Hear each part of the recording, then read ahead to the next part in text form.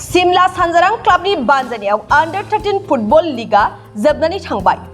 सालबारि district sports एसोसिएशननि बिथोनजों Simla सानजारां क्लाबनि बानजायनायाव सानसेनि हाबाफारिजों हौवाफोरनि अंडर-13 फुटबल लीग जोलुर गेलेनाय बादायलायनाया दिनै जानानै थाङो। सालबारि डिस्ट्रिक्ट स्पर्ट्स एसोसिएशना अल इन्डियान फुटबल फेडारेशननि थांखि बायदियै आसाम फुटबल एसोसिएशना बिथोन हरनाय बायदि दिनै सानसेनि हाबाफारिजों हौवासाफोरनि अंडर-13 फुटबल लीगखौ बाक्सा जिल्ला सिमला सानजारां क्लाबनि सिङाव थानाय चौधुरीपारा बिम्बर लाइब्रेरी गेलेग्रा फोथाराव सानसेनि हाबाफारिजों सिमला सानजारां क्लाबनि बानजायनायाव जानानै थाङो। मख'नो गोनांदि बे गेलेनाय बिरसामुन्दा क्लाबा 3 गलाव देरहासार जानो हायो। आच्छा, गिबियावनो बड'लेण्ड बुब्लि नङा होमबा बियो? बड'लेण्ड बुब्लिनि मावथि नोंथांमोननिसिम आंनि खुलुमनाय आरो सिबिनाय जासि हरग्रोबाय आरो बेवहाय बाहागो लानाय जोंनि सालबारि डिस्ट्रिक्ट स्पर्ट्स एसोसिएशननि गासैबो क्लाबनि आरो बानजायगिरि सानजारां क्लाब सिमला बाजार आरो लोगोसे बे गेलेग्रा फोथारखौ होगिरि बिथांमोन भिम्बर लाइब्रेरीनि आफादगिरि नेहाथारिजों लोगोसे मावथि बिथांमोननिसिम धन्यबाद हरग्रोनाय जाबाय।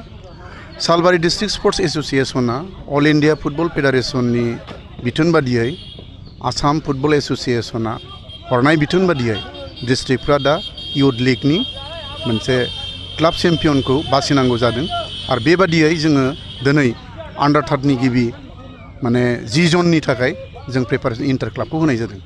दा सालबारि डिस्ट्रिक्ट स्पर्ट्स एसोसिएशनाव गोबां क्लाब दंमोनब्लाबो दिनै जों नुबाय अंडर-13 थाखाय बेवहाय 12टा क्लाबा बाहागो लादों आरो बेनिफ्राय दिनै जाय चेम्पियन जागोन बिसोरखौ जों 10 जननि थाखाय दैथायहरगोन आरो 10 जनाव जाय क्लाबा देरहागोन बियो फाइनाल जनाव थांगोन आरो बेबायदिनो स्टेट आरो नेसनेलाव बिथांमोना गेलेहैगोन। बे सुबिदा खाबुखौ मोनगोन आरो दा फुटबलाव आगोलाव जोंनि इन्टार क्लाब होनानै गथ'फोरखौ बा गेलेगिरिफोरखौ सायख'नाय जायोमोन, बिदिनो डिस्ट्रिक्ट टीम बानायनाय जायोमोन आरो इन्टार डिस्ट्रिक्टआव स्टेट टीमनि थाखाय स्टेटआ सायख'योमोन। दा बेनो गोजोनथाव बाथ्राया अल इन्डिया फुटबल फेडारेशननि जोहै जि मोनसे निर्देशना हरबाय बा जि बिथांखि नाजावनानै जोंनो निर्देश हरबाय बेबादियै दा आपातत मा जाहैदों जोङो जोंनि नैबे गेलेग्रा फोथारनि अर्थात सानजारां क्लाबनिफ्रायनो जों बुहुमनि सिन्था खालामनो गोनां जाहैबाय। फुटबलाव ओरैबायदि जाहैबाय बे इउथ लीगआ अंडर-13, अंडर-15, अंडर-17 बे गेलेनायाव जाय क्लाबानो चेम्पियन जागोन बिसोरनो थोंजोङै अल इन्डियाबो गेलेहैगोन। बेखायनो गेलेगिरि बिथांमोनखौ क्लाबफोरनि सिङाव थानाय गेलेगिरिफ्रा CRS खालामनो सेन्ट्रेल रेजिस्ट्रेसन सिस्टेमाव थांनांगौ आरो बे रेजिस्ट्रेसन खालामनानै माबानांगौ आरोखि बे गथ'फोरखौ गावनि क्लाबनि जानानै बेखौ रेजिस्ट्रेसन खालामनांगौ आरो बेबादिहायनो बिथांमोना चेम्पियनशिपआव बाहागो लानांगौ आई लीगआव आरो बे इउथ लीगआव आरो बेबायदिनो बिथांमोना बेखिनि गथ'आनो आप टु बे गेलेग्रा फोथार धरिल'आ भिम्बर लाइब्रेरीनि बे गेलेग्रा फोथारनिफ्रायनो बिथांमोननि सिमाङा वर्ल्ड टीम जानांगोन आरोखि अल इन्डिया टीम जानांगोन, बुहुम टीम जानांगोन। बे रोखोमै जों दिनै बे गेलेनाय गिबि इउथ लीगनि अंडर-13 गेलेनाय बादायलायनायखौ होनाय जादों। गोजोन्थों।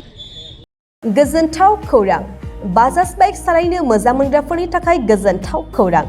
दावहारु अट' एजेन्सिया बाजाज बाइक सालायनो मोजां मोनग्रा रायजो राजाफोरनो होगासिनो दं इन्डिपेन्डेन्ट डेनि थाखाय ल' डाउन पेमेन्ट आरो इजि एक्सचेन्ज अफार। 1 आगस्तनिफ्राय 15 आगस्तसिम होगासिनो दं क'क्राझार दावहारु अट' एजेन्सिया आरो क'क्राझार जिल्लानि सिङाव थानाय काराइगाव, दतमा आरो बडगावआवबो 3 आगस्टआव फेस्टिभ आउटलेट गोदानै बेखेवनो थांगासिनो दावहारु अट' एजेन्सि। बे गोदानै बेखेवनाय ब्रान्च श'रुमआवबो ल' डाउन पेमेन्ट आरो इजि एक्सचेन्ज अफार लानो हागोन। बाइक सालायनायाव हमनो थाखाय हेलमेट बेसेन लायालासे बाइकगिरिया मोननो हागोन आरो सीट कभार्स। बेनि अनगायैबो जाय फाइनेन्स लागोन बिथाङा खम डाउन पेमेन्ट होनानै लानो हागोन।